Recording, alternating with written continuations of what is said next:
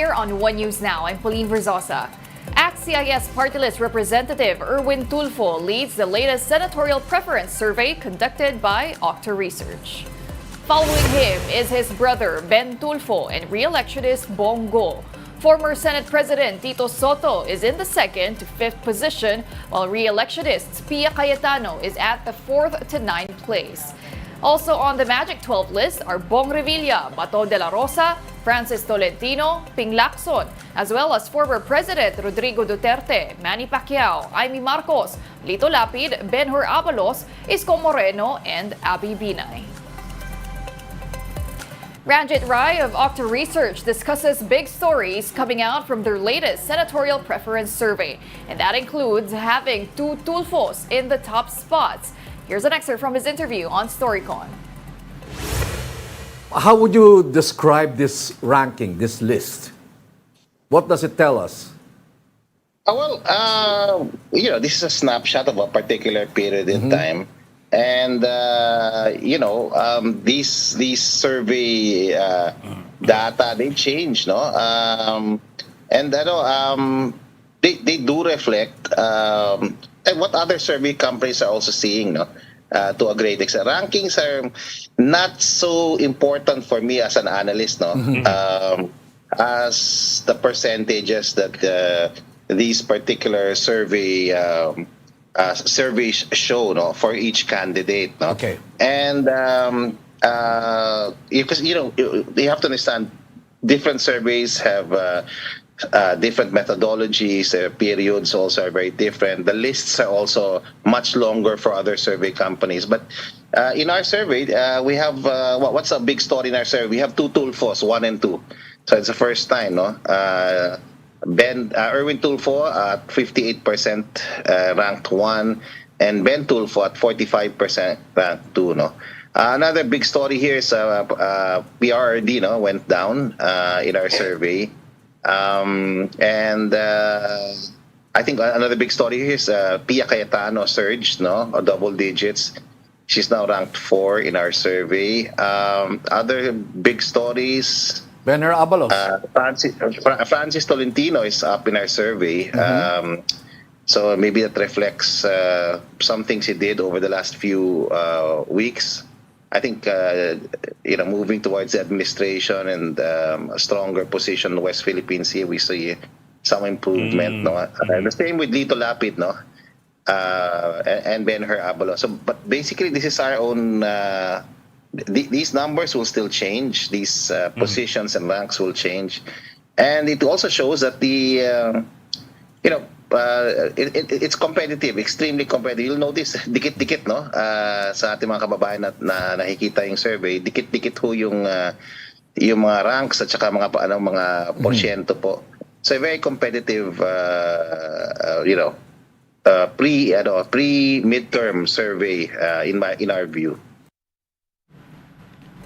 The COMELEC will regulate the social media campaign expenses of candidates in the 2025 midterm elections. COMELEC Chairman George Garcia said the usage of social media in election campaigns is not monitored and capped compared to traditional media like newspapers and TV. Aside from this, the agency will issue guidelines on using artificial intelligence or AI in the upcoming elections. The guidelines are targeted to be released in the second week of August. We'll be back with more stories after the break. Keep it here on One.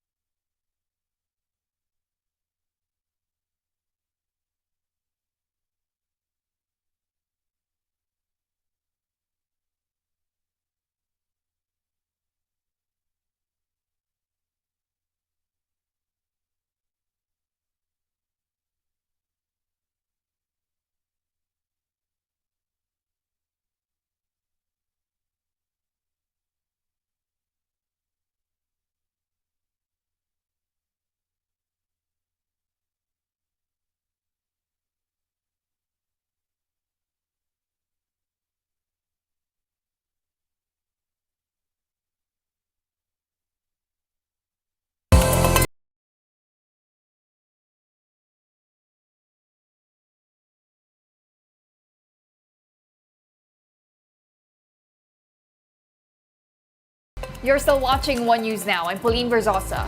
2 low-pressure areas are now within the Philippine territory. The LPA that Pag-asa has been monitoring in the past few days is now in the West Philippine Sea. Meanwhile, another LPA was formed some 880 kilometers east of eastern Visayas. The first LPA will continue to bring scattered rains over northern Palawan and occidental Mindoro. Its trough is also affecting Metro Manila, Central Luzon, Calabarzon, Bicol Region, Western Visayas, and the rest of Mimaropa. Meanwhile, habagat will trigger scattered rains over Mindanao and the rest of Visayas. Other areas in Luzon may also expect isolated rains due to localized thunderstorms. Manila was recently named the 5th riskiest city for tourists by Forbes Advisor. And just to give you an idea of how concerning this is, Manila ranked just above Lagos in Nigeria. Here's the report. When it comes to quick tourist destinations, Manila is a top choice for many foreigners. It's easy enough to visit Luneta Park, the historic Intramuros, and the world's oldest Chinatown in Binondo, Manila. But not everyone is impressed. Manila was ranked 5th among the riskiest cities for tourists according to a study by American business magazine Forbes Advisor. Manila's overall risk score came in at 91.49 and it ranked 9th in crime risk, 5th in personal security risk, 7th in health security risk, 9th in infrastructure security risk, and 12th in digital security risk. Forbes compared 60 international cities across the same metrics. Joining Manila in the top 5 riskiest list is Caracas, Venezuela, with a perfect score of 100. Followed by Karachi in Pakistan, Yangon in Myanmar, and Lagos in Nigeria. The Forbes study emphasized that Manila is vulnerable to disasters, security issues, and health risks that could pose a threat to foreigners. However, the Manila LGU argues that Forbes used overly technical metrics to label the city as dangerous. The study also considered personal security risk, infrastructure, and digital security risk. Manila City Mayor Hani Lacuna disagrees with these findings. Ang City of Manila po, napakarami na pong innovation na ginawa, especially po sa when it comes to natural disaster. You should remember that Manila is a 453-year-old city. So definitely, napakarami na pong mga old structures dito. But we make sure na handang-handa po ang aming lungsod. Lacuna also emphasized that Manila City's crime rate is low. The City of Manila po ay sa second lowest crime rate sa buo o Kalakhang, Maynila. Meron naman po kaming datos yan. Hindi po galing sa MPD, galing po yan sa NCRPO. We took to the streets to speak to foreign tourists in Manila, some of whom said they felt very safe. Manila seems very safe. People have helped us this morning, very welcoming.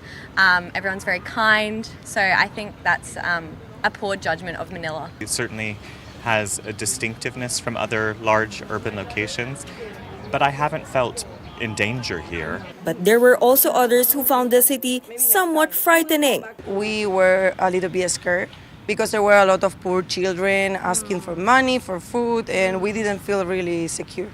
In general, I think that it's not the most beautiful city. The MMDA has said they are continuously improving the city's roads. Latest data from the Department of Tourism, Culture and Arts of Manila, meanwhile, showed that over 14 million tourists visited the city in 2023. For News 5, Camille Samonte, we are One News.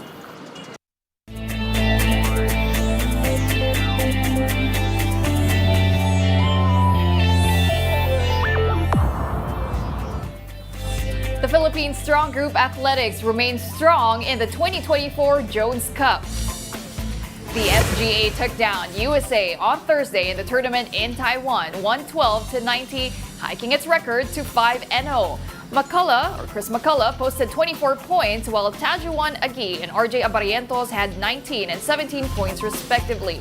On the other hand, Hammer Bowen Moss led USA with 18 points, while Elliot Marcus Ryan and Thomas Demetrius had 15 and 14 points. The Philippines will next face Japan later today. And those are the top stories of the hour. I'm Pauline Verzosa. We are One News.